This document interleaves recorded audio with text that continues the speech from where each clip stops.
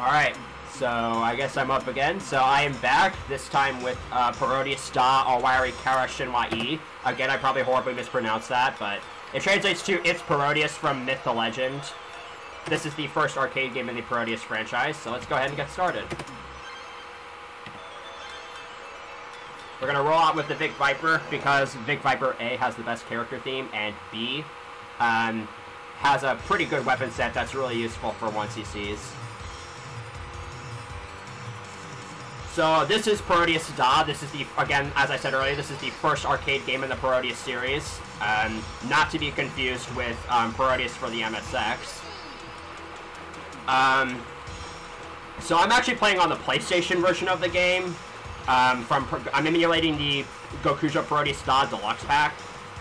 And there's a few differences between the versions of the games that I will get to later on.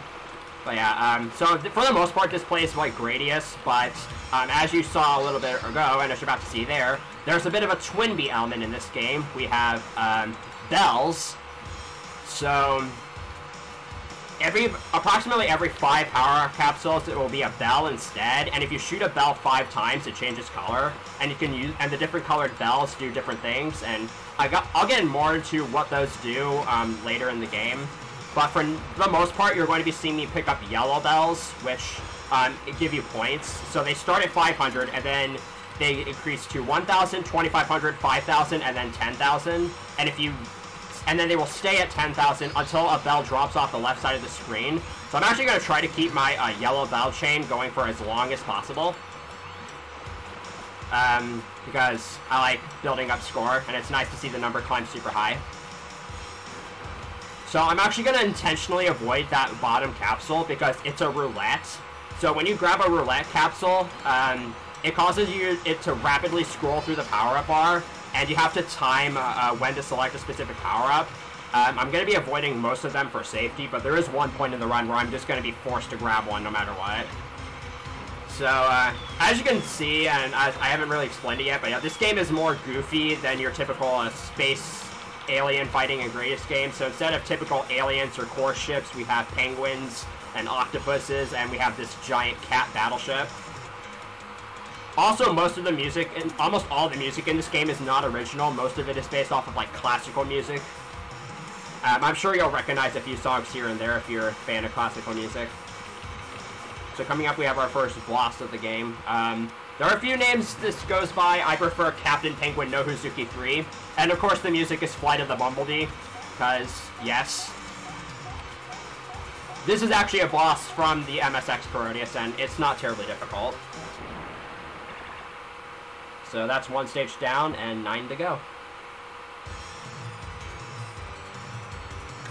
So a couple things about power-ups usage in this run. I am never going to go for more than 1 speed up until the 8th stage, and that's because in the arcade version of this game, you get punished severely for going above 1 speed up in terms of rank.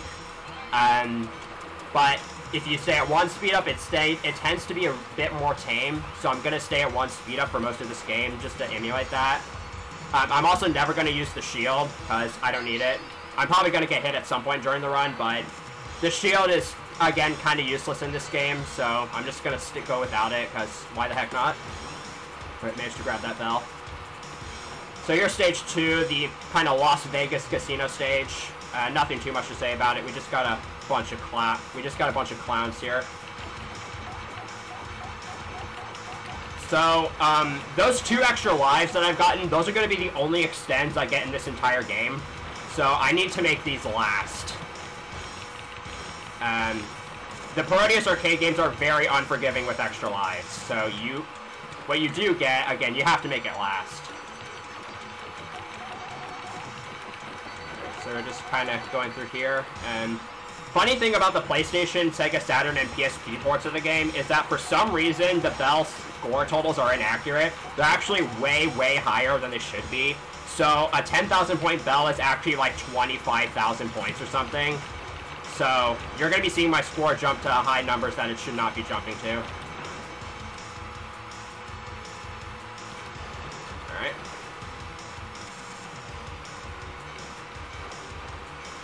So as you can see, the Big Viper's laser, it's kind of like in the original Gradius, where it's super large and can take out enemies from a pretty big distance away. It's also good for piercing through giant lines of enemies. So this is the parody of the Spider Walkers from the Gradius series, but instead of giant spider robots, they're women. This is Chincha Venturika, and she appears in a few Parodius games. And of course we have the final enemy from Gradius 2 playing, because that's the song used for the Crab Walker in that game. And as you can tell, Chincha Venturika, because Konami has some morals, you can't really damage or destroy her, so you simply have to survive against her.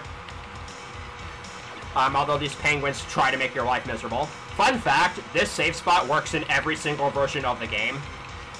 So you can just kind of sit here and let the weapons do their thing.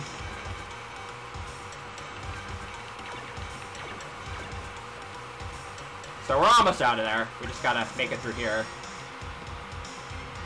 Alright, that maneuver can be a little bit weird. And now we have the boss, which people claim is the reason why Parodius was never released in America. So this is Eagle Cebu or Eagle Satake, I don't know the actual name. And it's based off the Phoenix from Gradius 2. And shoutouts to America.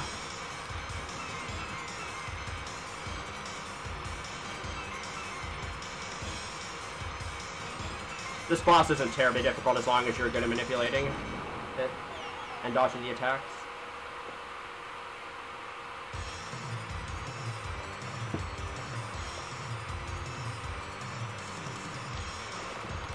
So we're just going to be kind of making our way through here. I should probably go ahead and touch on some things. Okay, so I'll go ahead and talk about the different bell powers now while I have the trance. So blue bells give you kind of a smart bomb that you can use to blow up everything on screen with. And while you're inside the blast radius, you're invincible. Green bells make you invincible for a few seconds and also able to kill anything just by touching them, but you can't fire while you're in that state. Red bells give you a set of 3 laser beams that you can use to shield yourself from harm, and while you're on the beam, you're invincible. And then there's white bells, which give you a megaphone that you can kill enemies by simply yelling at them, which is hilarious. And all the phrases are in Japanese, so unfortunately, you can't understand what they're saying. So anyways, this is the candy stage, I guess. This stage kind of reminds me of Stage 3 from Gradius 3. You have this little maze section to start off with, and then we're going to have some candy to dig through, which is kind of like the dirt section from Stage 3. Also, there's a particular image in this dirt that I'm going to try to keep obscured for as much as possible, because I don't want this account to get banned on Twitch. But there might be a little bit of it that sneaks through. And also, we have pumpkins, because, yes.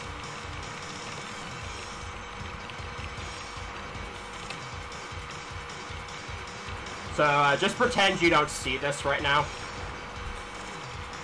And we're good. So now I got a little bit of a maze to go through.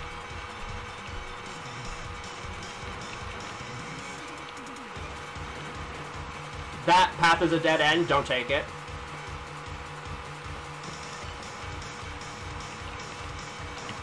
So I gotta be pretty careful here. You don't have a whole lot of room to move in this section, and dying is pretty bad, so we're gonna try to not do that.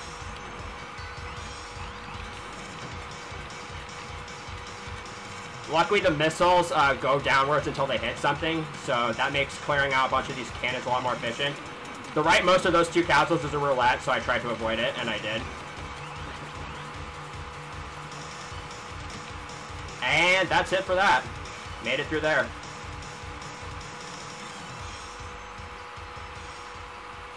So, next up we have the Hot Lips boss, and of course the music selected for this is the Can-Can, because why not? This boss is pretty simple.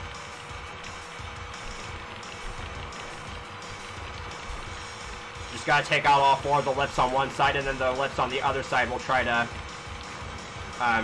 ram you, and they fire teeth at you.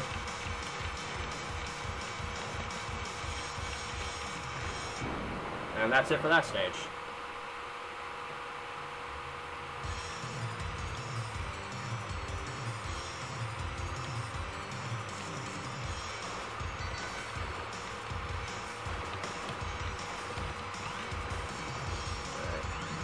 So next up is stage 4, the Japan stage.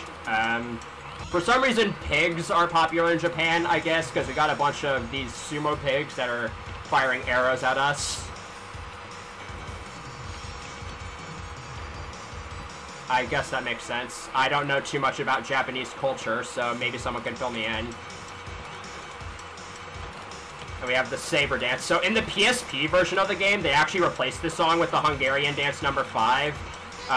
They replaced a lot of songs on the PSP versions of the Parodius games to avoid copyright.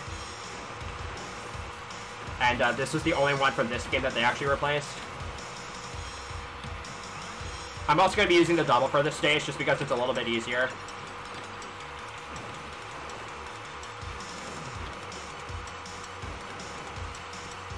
Yeah, for the most part, this stage kind of mimics the volcano stages of the Gradius games in a way, and you'll see why later.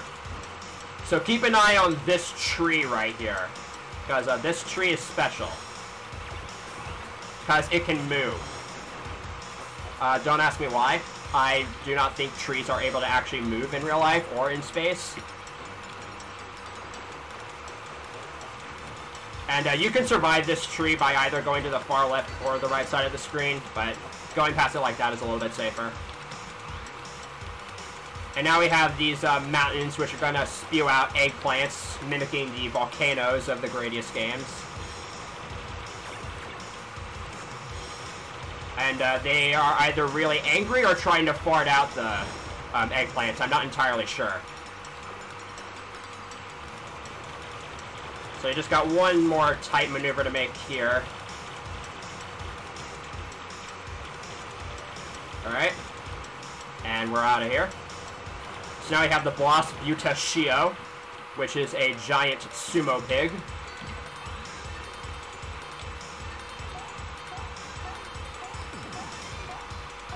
This guy can go down pretty quickly if you just fire at it constantly.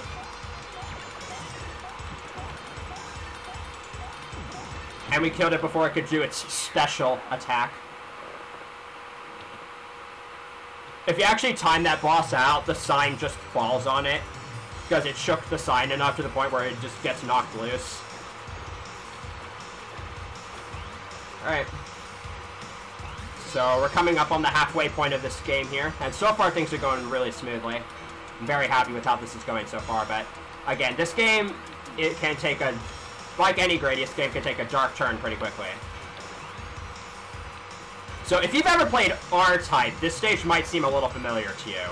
Because this stage is a full-on mimic of the battleship stage from R-Type. Except it's a Moai battleship.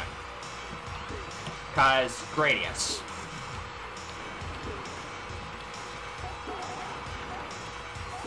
So you gotta take out this head here. And I don't know how this stage works in R-Type, but I'm guessing this is a similar pattern to its movement here. This Moai is not wanting to die, and I have no idea why.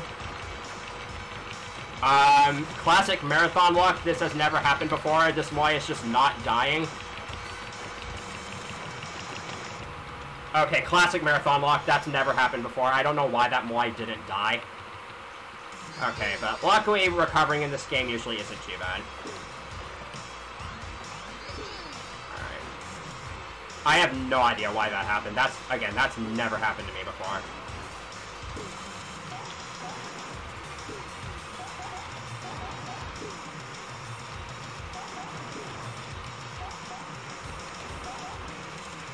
Alright, I should be able to take this out. There we go.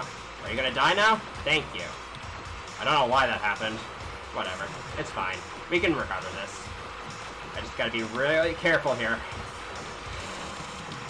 Yoshio's not playing nice today. Okay. Dang it. I should have stayed back. Okay. I can salvage this. It's just gonna be a little bit difficult. Alright, we're gonna make things a little bit easier. Oh, I was gonna grab a bell there.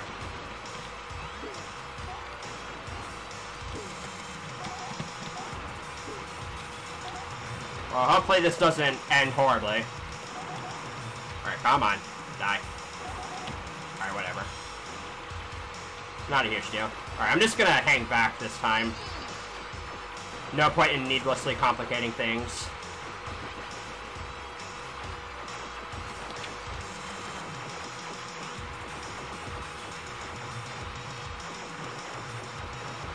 Alright. We're making it past.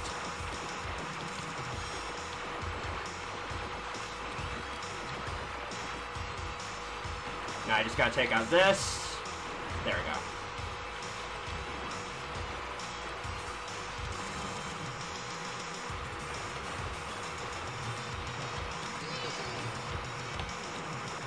Alright. This is doable. We're good. So when I first played this game and I played this stage, I thought I screwed myself over here, and you're about to see why I would think that. Oh no, did I accidentally take the wrong path? Psych.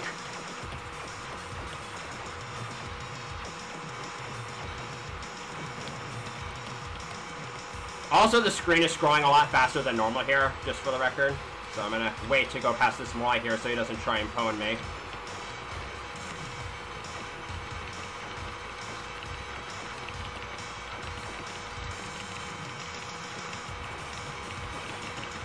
Alright, and here's Yoshiko. This boss makes a comeback in Gokuja Parodius as well. And in this game, it's a bit of a pain. But I'm at lower rank than usual, so this fight should be pretty straightforward. So weirdly on the PlayStation version of this game, and I haven't had this happen on the PSP version, but sometimes you can hit Yoshiko and it doesn't make a noise, which means that the damage didn't actually count, and I have no idea why. Again, quality game design. Alright, there we go. We managed to get past that.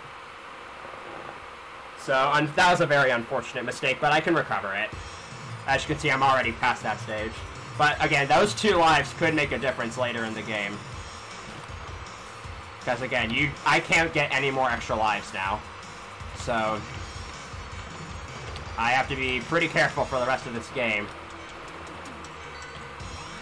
So coming up is actually my favorite stage in the game, the pinball stage. It's pretty fast-paced, got a lot of action, and got some tight maneuvers you have to make. There's also a ton of roulettes in this stage, so I'm basically guaranteed to grab one. And I'm just gonna let it run for the entire stage. And then I'll use it up later. Roulettes are not random, they are tied to specific capsules. So, their positioning is consistent. Alright, this could be problematic. Okay, we made it past. Okay, I needed a 4th option, so I just let a bell drop. That's okay. I already died, so I'd already lost my bell streak anyways. Now we're coming up on this section here. There's a lot of tight maneuvers in this section, so you gotta be careful. And there's a lot of enemies that are trying to fire stuff at you, which can get pretty hectic.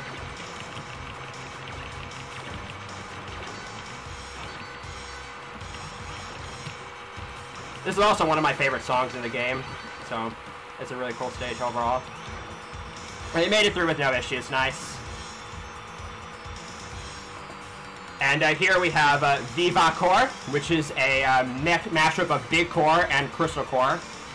And this guy is pretty simple.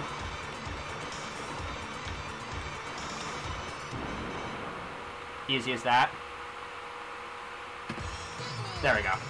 So I'm going to have double for this next stage, just because this next stage is slightly easier with the double. I'm also going to try to get a blue bell here. Because that's going to be useful for me later in the stage. Oh, dang it, I accidentally shot it one too many times. Alright, I'm just going to grab this bell and then get this bell. If you shoot a bell too many times, it just breaks. So, there we go. So now I have to hold on to this and not die until the end of the stage. So here's the cloud stage. It's just a bunch of bubbles kind of floating around. I have the double for this stage just because I'm able to attack. I don't have to move nearly as much, and the rapid fire shots make it a little bit easier to take on these bubbles. We also have these bubbles, these girls in bubbles that shoot arrows at us. They can be pretty obnoxious. Especially if you don't see the arrows coming, because they are pretty small. Now you got a bunch of the bubble girls in a circle. They're pretty easy to get past.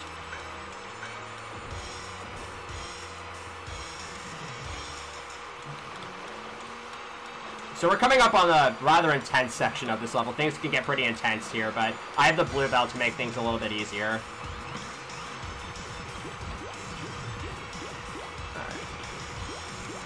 And hopefully I don't die here, because this is a pretty terrible checkpoint to recover from. That was really close. Okay. That section can be pretty stressful. But now, we get a little bit of a breather, because you know why I have this blue bell? This section is pretty terrible, but with the blue bell, it becomes as easy as this. Alright, I had some close calls in that stage, but we managed to live. Alright. So, I'm actually going to hold on to this 5th power-up slot until the next stage, and I'll explain why after this boss. Because now we have to fight Kaori, who's actually the final boss. It's actually Parodius as well. But in this game, it's a little less revealing, which is nice. So it's basically just a woman who just got out of the shower, I'm guessing. And she's in a towel, and she can blow out little babies in bubbles. So I'm just going to kind of sit here and just kind of keep firing at her face, because I'm a mean person. So the 6th power-up slot is actually a really bad power-up slot normally. It actually strips you of all of your power-ups. And that's intended for when you activate a roulette. It's supposed to be kind of that accidental thing you do. But it can actually help reduce rank, so I am going to use it at the start of this stage intentionally to get myself back to low power so that I don't have to work. Because I want the rank to be a bit lower for the next boss fight. So I'm going to wait for some power capsules to be on screen and then use it.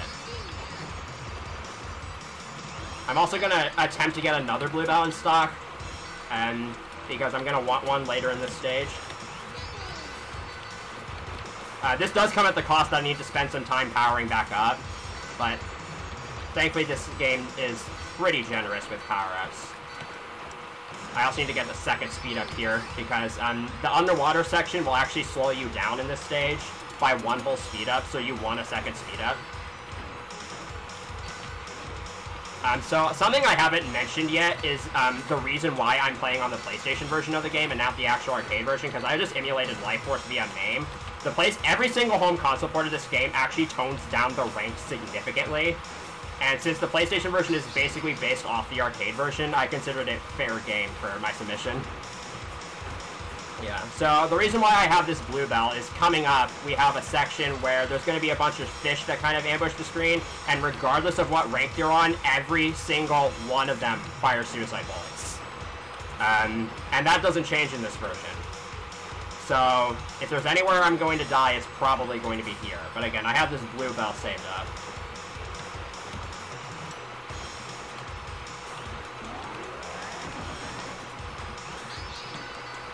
And that makes it a little bit, just a little bit more manageable.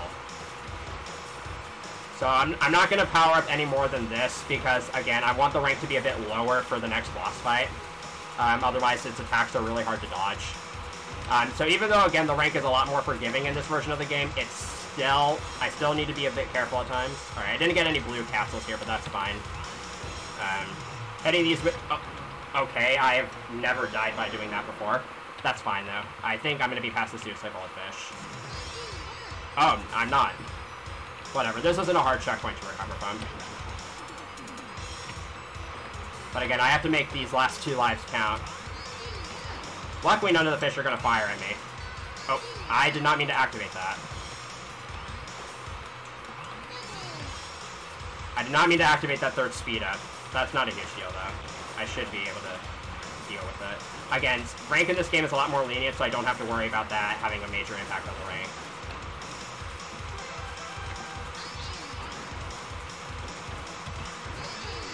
I did not mean to activate that either. So this might be problematic.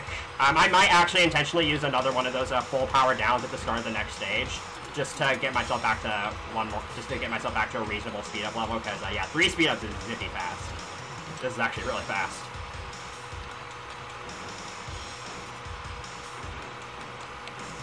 I'm not used to playing at this high of a speed. I'm gonna grab these two. So I'm actually going to circumvent this by using another full power down at the start of the next level. So now we have this pufferfish boss, and this is the reason why I was trying to reduce the length, because now its attack pattern is going to be a lot more generous. It fires way more spikes than this if the rank is higher. In most versions of the game, this pufferfish boss can actually be pretty terrible because it takes up a very giant portion of the screen, but in the PlayStation version, it's pretty forgiving.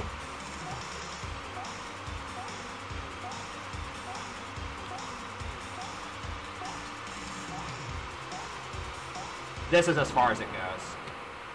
Alright, so again, I don't normally do this when I did my practice runs, but because I have one more speed up than I would like, I'm going to intentionally use that full power down again to get myself back to a controllable speed up level. I'm going to wait until there's enough capsules on the screen here. There we go. And thankfully this stage has plenty of power-up opportunities, so I can easily get myself back to a reasonable power-up level.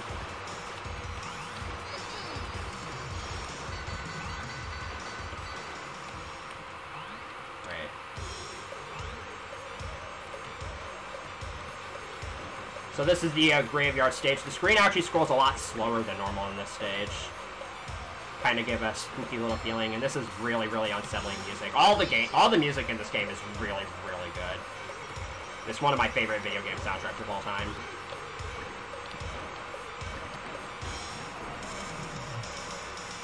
And we have these skeletons to deal with here. These guys fire quite a bit.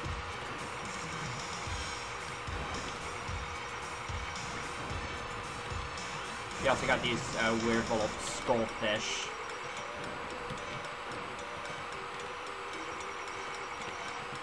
Alright, I'm gonna let that bell drop. It wouldn't have been worth it for me to go after that bell. I probably would have died. Alright. Alright, managed to kill that fish in time. And now it's raining, and the Big Viper has a cute little umbrella. Which does absolutely nothing, but it looks cool, so I guess it makes sense. These skulls can be really annoying to deal with. Because their bones can flood this screen. And on higher ranks, it's even worse. But in this version, it doesn't usually get any worse than this. There's also a roulette here, which I'm going to try to use to my advantage. And I was able to use it properly, nice. Alright, I'm gonna skip out on that power capsule. Never mind. It ended up being in a good spot. So, if you remember the Iron Maidens from Gradius 3, that were also in the original Gradius, they make a comeback in this game. I always like those guys. But in this game, they're the Karaskas, which is some kind of Japanese umbrella. And in the arcade version, these things are absolutely nuts. But in this version, they are pretty easy. Except you have these skeletons here which try to make your life miserable. And do very little to succeed.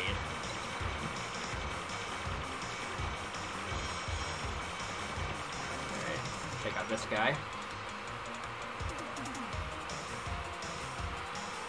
In the arcade version, they move so fast and there's so many of them, you basically need a bell power to survive against them. But in all other versions, they toned them down by a lot.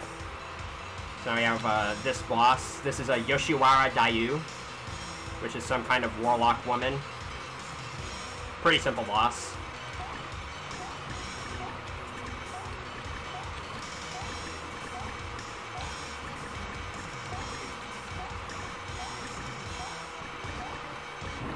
Alright, and that's 9 out of 10 stages. Just one stage left. I'm in not the greatest shape in terms of lives, but we can probably still make this happen. So, this next stage, if you are a die-hard Gradius fan like I am, you will definitely recognize this stage because it is the exact same layout as the final stage from the original Gradius. Including same enemy position, same power position, same everything. So again, if you know that stage very well, this stage will look very familiar to you. And in the arcade version, this stage is nuts with the rank, because it basically just bumps the rank up to max difficulty and forces you to have all 4 options in order to keep it under control. And also, this is one of the best versions of a Final Attack ever, so I'm just gonna shut up and let you enjoy this music. I do have to be really careful here, though, because, again, I don't want to die anymore. And as you can see, again, the Big Viper's laser is just going to be super useful for clearing out the hordes of enemies. Yeah, the Zubs, just like in the original Gradius, they show up here.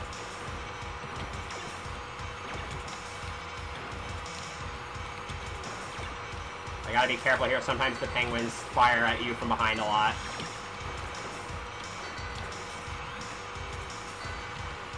Alright.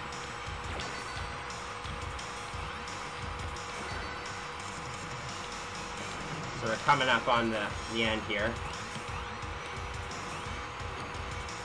Coming up is the part with the 4 hatches, and they can be a little annoying to deal with, but when you have full power, the enemies are not a huge struggle.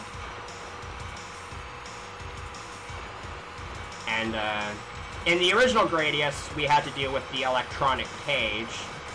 So take a guess as to what it's going to be in Parodius, because obviously it's not going to be your typical boring electronic cage. No, that would be too entertaining.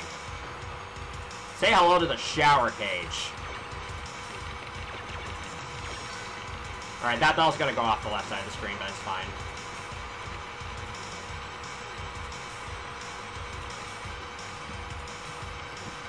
And we're coming up on the final boss here. And just like in Gradius and every other Gradius game, it is going to be the hardest boss in the entire game.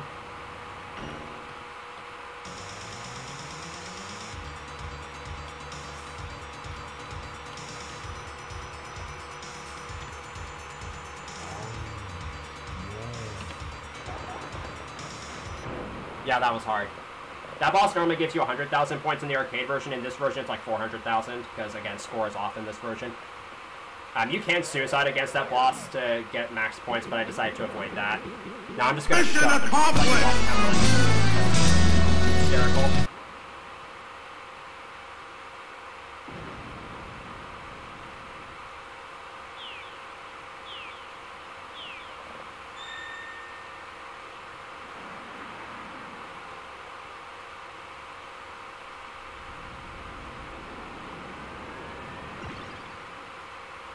Classic.